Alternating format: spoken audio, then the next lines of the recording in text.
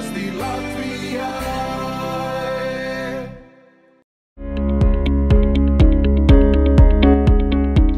Esiet sveicināti, Izstāsti Latvijai skatītāji! Mēs atkal tiekamies, lai izstāstītu jums jaunu stāstus. Nu ko, dodamies!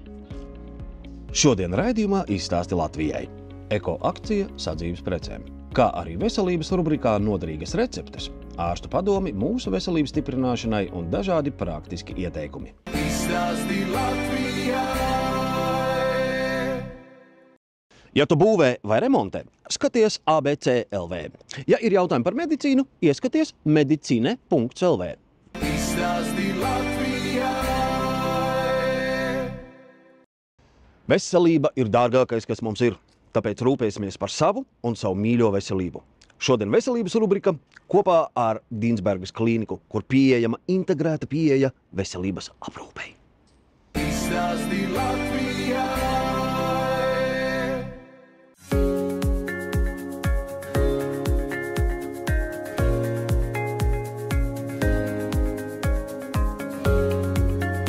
Vismaz reizi mūžā ir jāpārbauda sirds. Sākot ar aprīli, šo izmeklējumu piedāvā arī Dīnsbergas klīnika ar jaunāko un modernāko aparatūru Latvijā.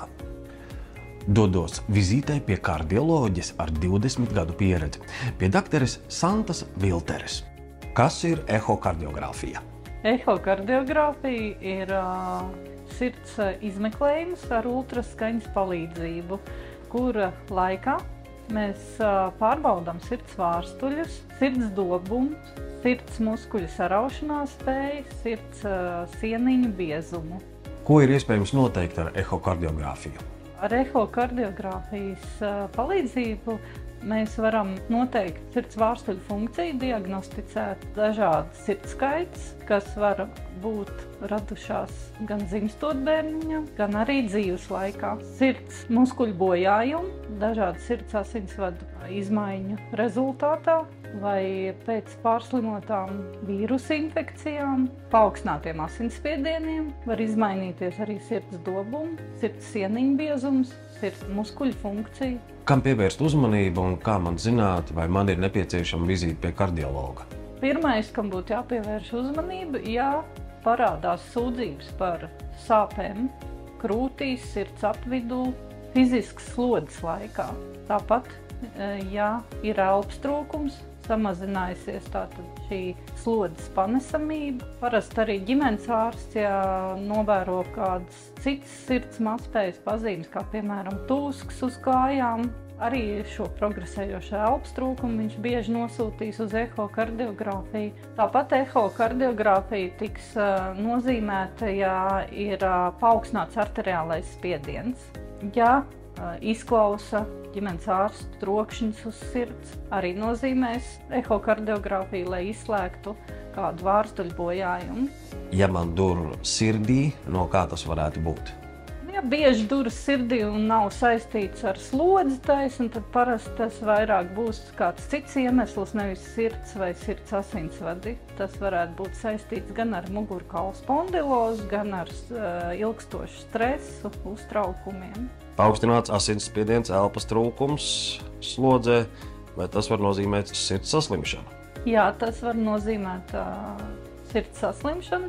Būtu jāgriežās pie kardiologa un jāveic papildu izmeklējums, kā piemēram ehokardiogrāfija.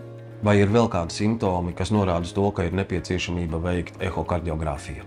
Ja ir sūdzības no sirds puses, tad vispirms parasti veic elektrokardiogrammu.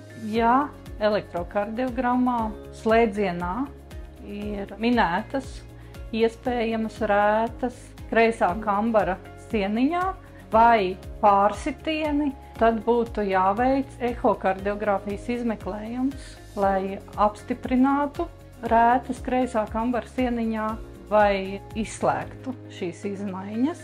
Tāpat pie pārsitieniem var būt arī sirds dobuma palielināšanās, izmaiņas kreisā kambara sieniņā. Ja cilvēkam ir sūdzības par sirdi, tad vispirms būtu jāveic elektrokardiogrāfija un jānodod asins analīzes, lai noteiktu holesterīna līmeni asinīs. Sirds mums ir svarīga, un ja ir kādas sūdzības, negaidi un nāc pie ārsta.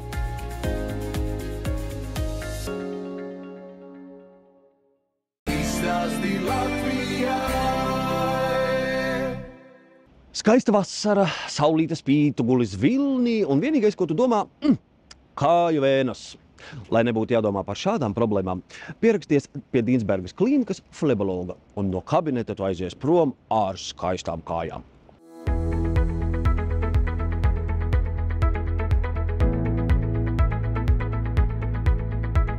Problēma bija vairāk gadu garumā. Izteiktāk tā parādījās pēc grūtniecībām. Uz manas bālās ādas bija skaisti redzami šie zilie asinsvadi, kas kā jau pēc zilumiem sāk izskatīties. Līdz ar to nolēmu, kad ir jāliek punkts, un tad griezos šeit pēc palīdzības. Vēnu saslimšanu, vēnu problēmu risināšana sākas ar vizīti pie flebologa. Flebologa vizīte sastāv no vairākiem etapiem. Pirmkārt, protams, pacients izstāsta savas sūdzības, vai tās ir vizuālas problēmas, vai izspiežās kaut kādas vēnas, vai lielākas vai mazākas, vai pacientu traucē tūska, smaguma sajūta. Pēc tam ārsts veic vēnu diagnostiku, veic vēnu izmeklējumu, to veic ar ultrasonoskopu, kurā mēs redzam vēnu anatomiskās izmaiņas, vai vēnas ir paplašinātas, vai ir lielākas, vai ir kaut kādi patoloģiski atzarojumi, un mēs varam noteikt, vai šī vēna pilda pilnvērtīgi savu funkciju, vai tajā ir atpakaļplūsma, vai viņa darbojas normāli. Un tad mēs saliekam visu kopā un izdomājam, kāds būtu labākais veids pacienta sūdzību atrisināšanai. Modernā fleboloģija piedāvā divus risinājumus. Vai tās ir operācijas, vai tā varētu būt skleroterapija. Skleroterapija ir speciālu medikamentu ievadīšana slimajās vēnās, kura rezultātā vēna sarētojas, veidojas rētaudi, kuri lēnā gaitā pēc tam uzsūcās. Līdzīgi notiek arī lāzera operāciju laikā, tikai lāzera operāciju laikā termiski apstrādājam, apdedzinām vēnu. Mūsdienās dažos gadījumos pat pēc procedūras nevajag nesāt kompresijas zeķes, pigmentācija, ādas izmaiņas daudz ātrāk izzūd, ja arī tādas ir. Skleroterapija ir vienkārša, absolūti ambulatora procedūra, kuru mēs varam veikt kabinetā ambulatorās pieņemšanas laikā. Tas ir plus mīnus 20-30 minūtes, un uzreiz pacients var atgriezties savās ikdienas gaitās, var atgriezties uz darbu, var atgriezties mājās, var atgriezties pie savām fiziskajām aktivitātēm, pie sportošanas, hobijiem, un nav jāievēro nekāds īpaši saudzējošs pēc procedūras periods. Ārsts bija ļoti pretimnākoši, izstāstīja visu, kas notiek, pabrīdināja par katru dūrienu. Principā procedūra vispār nav sāpīga. Ārsts tiešām spēja arī nomierināt pirms katras dūriena. Tā kā es ieteiktu jebkuram nākt un pārbaudīt savu vēnu veselību uz Dīnsbergas klīniku. Noteikti sirsnīgāk ieteikšu ārstu Bruņinieku, jo šīs ārsta zināšanas un cilvēciskais faktors tiešām ļoti palīdzēja man, atviegloja manas bailes kā no ārsta apmeklējuma īsti. Skleroterapija patiesībā ir tā kā medicīnas brīnuma noiņa, fleboloģijas brīnuma noiņa, ar kuras palīdzību mēs atrisinām ļoti daudzas problēmas.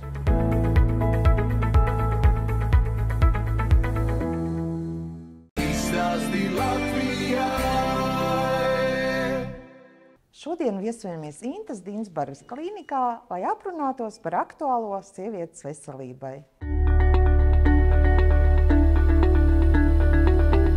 Ginekoloģiski sievietei ir jābūt veselai. Tas ir nepieciešams, lai ikdienā justos komfortabli, pārliecinoši un saskaņā ar sevi. Šīs dienas sarunas tēma mums būs par policistisku olnītes sindromu. Policistisku olnītes sindroms tas ir tāds multifaktoriāls un multietioloģisks sindroms, ginekoloģiski endokrinoloģisks sindroms, kas ir patiesībā diezgan bieži populācijā sastopams, apmēram 10 līdz 15% gadījumu. Un šis sindroms ir saistīts ar to, ka sievietei ikdienā rodās dažādi simptomi, kas būtiski ietekmē viņas dzīves kvalitāti. Faktiski viens no tādiem biežākajiem un galvenajiem simptomiem varētu būt neregulārs mēnešreiz vai to iztrūkums, parādās slikta sejas āda, kas ir saistīts ar vīrišķo hormonu paaugstināšanos.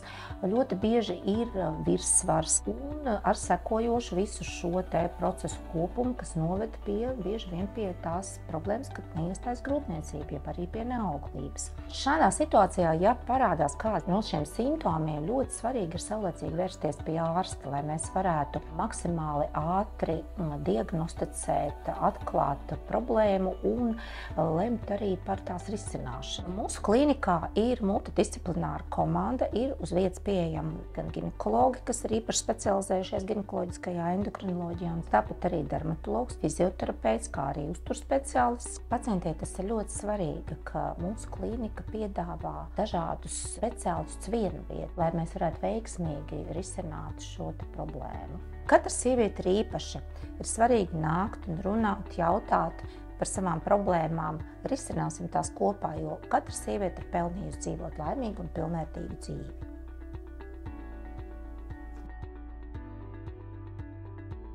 Izstāsti Latvijai! Kas ir menopauze? Kādi ir tās simptomi? Kādas ārstēšanas iespējas? Par to turpinājumā. Menopauze ir visnotaļ nozīmīgs pārējais posms katras sievietes dzīvē, un tas brīdis pienāk ikvienai. Svarīgi ir sagaidīt šo brīdi informētai, sagatavotai un kopā ar labu ginekologu. Vidēji menopauzes iestāšanās vecums ir aptuveni 45, 47 gadi. Visu šo menopauzes simptomu pamatā ir hormonālās izmaiņas sievietes organismā. Kādi tad varētu būt pirmie simptomi? Varbūt tā, ka mēnešreiz kļūst ar vien retākas un tās beidzās pavisam. Varbūt tā, ka tieši otrādi menstruālā asiņošana kļūst ar vien biežāka, parādās arī tādas nepatīkamas sajūtas kā karstuma viļņi, miega traucējumi, garstāvokļa svārstības, depresija. Viens no tādiem būtiskiem simptomiem menopauzes laikā ir maksa sausums. Būtībā tā ir tāda lieta, kas ārkārtīgi nomāca sievietes un būtiski ietekmē dzīves kvalitāti. Tas nes līdzi sev maksas iekaisumus, kad sāsinās maksas infekcijas un arī bieži vien urīna nesaturēšana, kas ir tāda pavisam nepatīkama blakus lieta. Kādā veidā šo maksas sausumu mēs varam risināt? Pirmām galvenām kārtām tā ir hormonu aizstāju terapija. Vēl papildus ir dažādas šīs estētiskās ginekoloģijas procedūras, kā piemēram maksas un lāzera atjaunošana, hialuronskābi saturošu preparātu injekcijas, kas ir ļoti mūsdienīga, mazinvazīva metode, ar kuras palīdzību mēs varam šo maksas sausumu būtiski mazināt un būtiski uzlabot sievietes dzīves kvalitāti. Seksuālā dzīve sievietē ir ļoti svarīga un būtiska arī menopauzē. Izmantojot šīs visas mūsdienu jaunās tehnoloģijas, mēs visu to varam vērst par labu, un sieviete var turpināt dzīvot pilnvērtīgu seksuālo dzīvi arī menopauzē. Katra sieviete ir īpaša. Ir svarīgi nākt un runāt par savām problēmām, jo svarīgi ir dzīvot laimīgi un pilnvērtīgi katru dienu.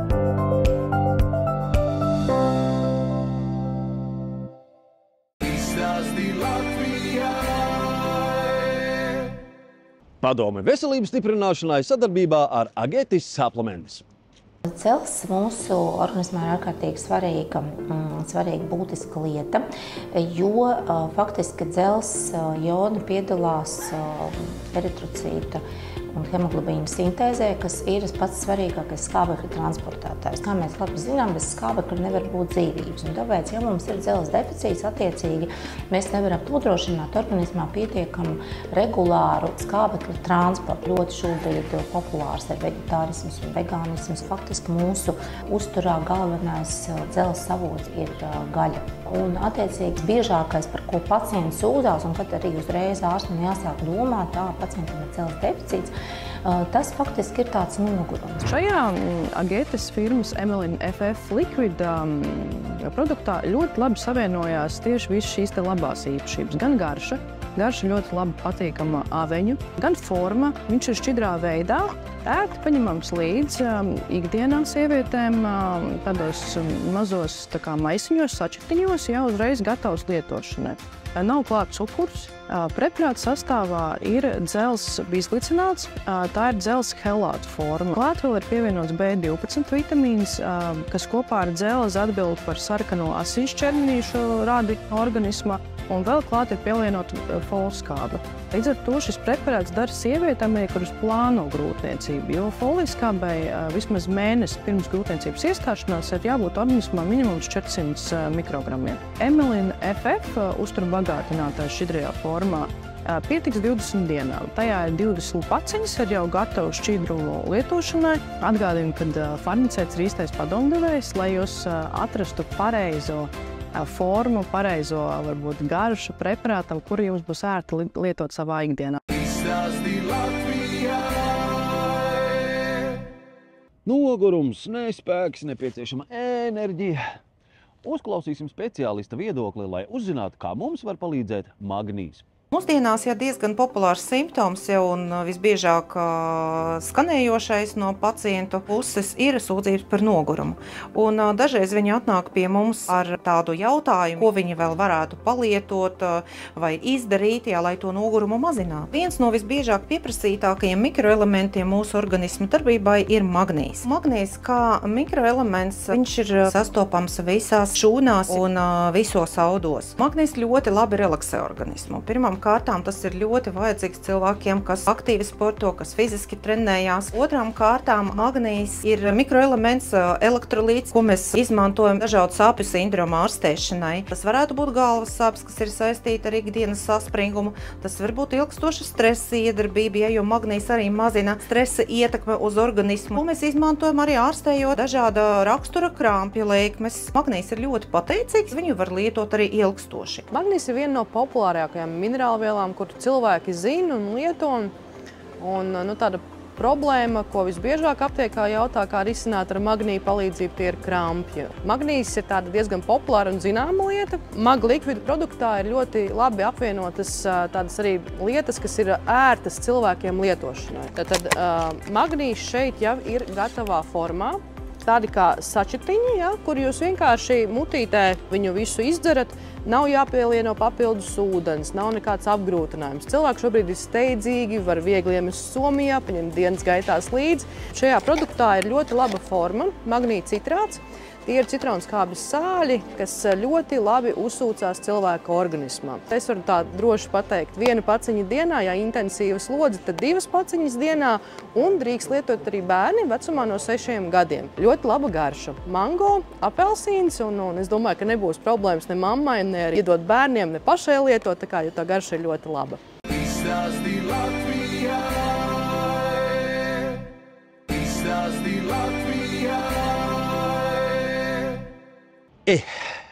Kā palīdzēt locītavām, kā kolagēna lietošana var palīdzēt rūpēties par locītavu veselību? To tev izstāstīs traumatologs ortopēds Visams Rafaels.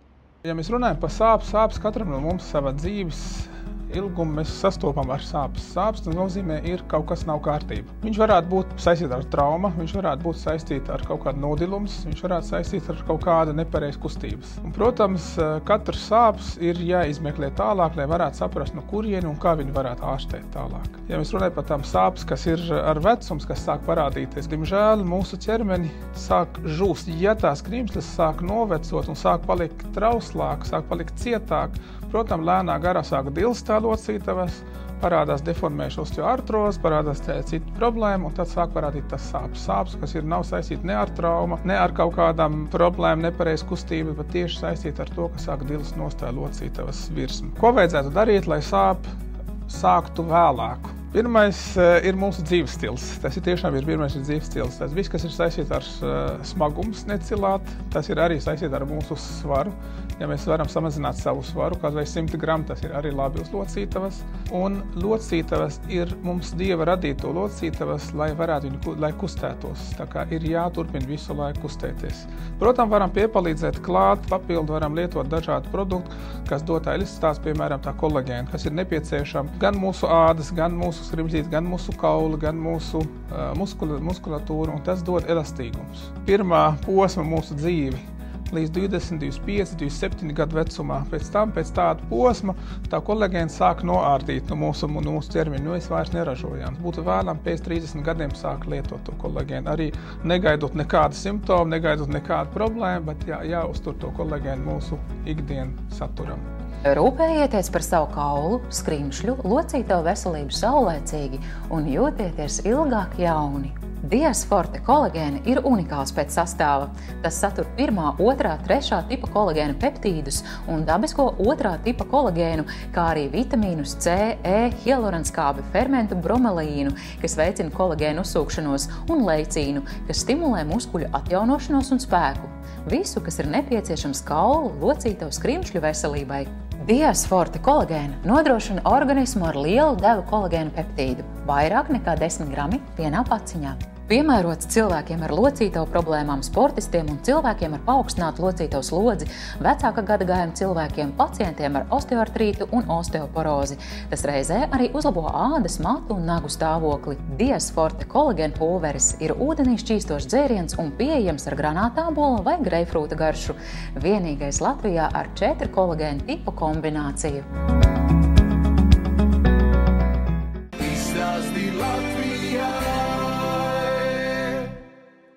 Virtuves trauku un piederumu veikalā Fissmann līdz 30. aprīlim ir iespējams nodot nolietotās pannas un katlus, pretī saņemot jaunu ar 50% atlaidi. Nodot var jebkura ražotāja, jebkura materiāla un izmēra katlus un pannas. Vairāk uzzini Fissmann LV. Fissmann atbalsta ekoloģisku dzīvesveidu un pareizu produktu pārstrādi. Tieši tāpēc Fissmann piedāvā eko-akciju, kas sniedz iespēju veikalos Fissmann nodot jebkuru ražotāju vecās pannas un katlus, saņemot pretī 50% atlaidi jaunu pannu un katlu iegādei. Domā zaļi kopā ar Fissmann.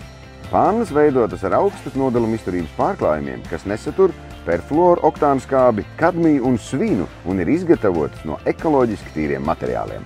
Kvalitatīvi virtuves piederumi par pieejamām cenām. Ienāc, apskati un iegādājies traukus lielākajos tirdzniecības centros – Akropole Alfa, Origo, Sāga, Domina, Mols, Damme. Funkcionāli un skaisti trauki un virtuves piederumi tavam mājoklim un dāvanām svētkos.